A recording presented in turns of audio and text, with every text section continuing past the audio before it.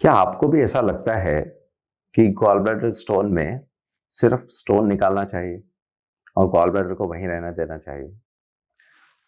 I am doctor Nitesh Jhawar. I am laparoscopic robotic surgeon at Apollo hospitals, Navi Mumbai. इस video में हम ये डिस्कस करेंगे कि गॉल ब्लैडर स्टोन में सिर्फ स्टोन नहीं, gall bladder with the stone निकालना क्यों जरूरी है। इसके पहले कि हम ये डिसाइड करें कि गॉल ब्लैडर निकालना चाहिए या स्टोन निकालना चाहिए, इम्पॉर्टेंट है कि हम ये समझें कि गॉल ब्लैडर का फंक्शन क्या है, ये करता क्या है गॉल ब्लैडर। अगर हम नॉर्मल डाइजेशन का प्रक्रिया देखें तो जो पूरा ब्लड है जो इंटेस्टाइन से कलेक्ट होता है, पहले जाता है लिवर में। लिवर में इसमें जो भी न्यूट्रिएंट्स आए हैं उनका मेटाबॉलिज्म होता है और उसका जो प्रोडक्ट है वो सीक्रेट होता है।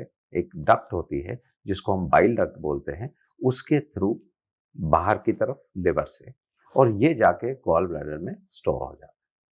जब गॉल ब्लैडर में बाइल स्टोर होता रहता है तो गॉल ब्लैडर की वॉल में वो कैपेसिटी होती है कि ये इसको थोड़ा कॉन्सेंट्रेट करके स्टोर करके रखता है। अब ये जो बाइल डक्ट लिवर से गॉल ब्लैडर की तरफ आ रही है, वही कंटिन्यू करके इंटेस्टाइन में जाके ज्वाइन होती है।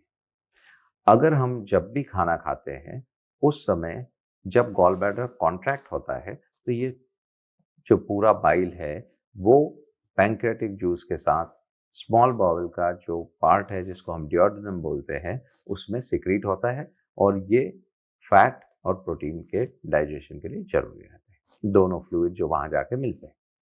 अगर हम गॉल ब्लैडर का फंक्शंस देखें तो ये सिर्फ एक स्टोरेज ऑर्गन है जिसने बाइल लिवर से आने के बाद स्टोर किया और उसको आपके खाने के समय डिस्चार्ज कर दिया इंटेस्टाइन में। प्रॉब्लम तब होता है जब ये गॉल ब्लैडर अपना काम करना बंद करता है। शरीर में बहुत कम चीजें ऐसी हैं जो एकदम शट डाउन होती है। जब गॉल ब्लैडर अपना काम करना कम करता है तो धीरे धीरे कम करता जाता है। शुरू में अगर ये 100% एम्प्टी होता था, अब 80% होता है, फिर 70% होता है, फिर 60% होता है। तो कुछ ना कुछ जो बाइल है वो वहां पर स्टेगनेंट रह जाता है। अब जो स्टैग्नेंट बाइल गॉल ब्लैडर में लंबे समय तक रहेगा, उसमें अगर कैल्शियम और कोलेस्ट्रॉल और बाइल सॉल्ट्स का जो कॉम्बिनेशन है या जो रेशियो है, अगर वो चेंज होता है तो वहां पे स्टोन्स बनना शुरू हो जाते हैं। अब अगर हमको स्टोन बन गया है ऑलरेडी, तो हम जब भी डॉक्टर के पास जाते हैं जो एडवाइस हमको मिलती है वो रहता है कि गॉल ब्लैडर को विद द स्टोन निकालना है। जब स्टोन्स बन गए तो ये किस तरह का डैमेज कर सकते हैं? देखिए, पहला चीज ये है कि अगर स्टोन्स इस साइज के बने हैं कि वो 6 mm 1 सेंटीमीटर से ऊपर हो गया तो गॉल ब्लैडर कंप्लीटली फंक्शन बंद कर चुका है।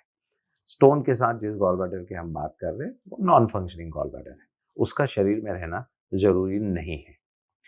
अगर हम सिर्फ स्टोन्स निकाल दें तो गॉल ब्लैडर में फिर से स्टोन बनने की संभावना अब बहुत ज़्यादा है, क्योंकि अब ये गॉल ब्लैडर अपना 60-70% कैपेसिटी पे काम नहीं कर रहा बल्कि 0% काम कर रहा है। अगेन वहाँ पर स्टेग्नेशन होगा, वो फिर से स्टोन्स बना सकता है, वो इन्फेक्शन करा सकता है और वो आपको किसी सर्जिकल इमरजेंसी में डाल सकता है। तो गॉल ब्लैडर के स्टोन्स का डिजीज में गॉल ब्लैडर स्टोन्स के साथ निकालना जरूरी है। ठीक उसी तरह जैसे अपेंडिक्स हर इंसान को होता है, लेकिन जब उसमें इन्फेक्शन हो जाता है तो उसको पूरा निकालना ही उसका निदान है। उसको किसी तरह की दवाई से या किसी तरह का पार्टली रिमूव करके हम ठीक नहीं कर सकते।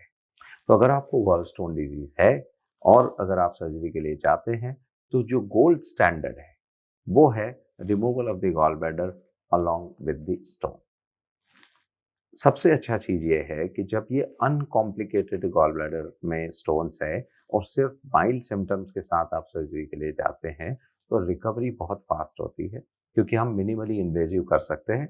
हम इसको लैप्रोस्कोपिकली ठीक कर सकते हैं, हम इसको रोबोटिकली ठीक कर सकते हैं और बहुत कम इंसिशन से ये gall bladder along with the stones निकाला जा सकता है।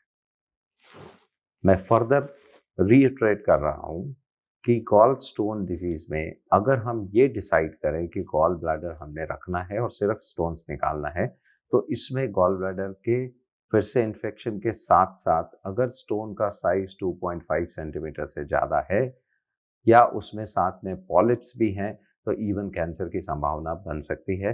ऐसा कोई ऑर्गन जिसका अब शरीर में कोई यूज नहीं बचा है, उसको निकाल देना ही आपकी लॉन्ग टर्म हेल्थ के लिए बेहतर है। I hope this answers this question. Thank you.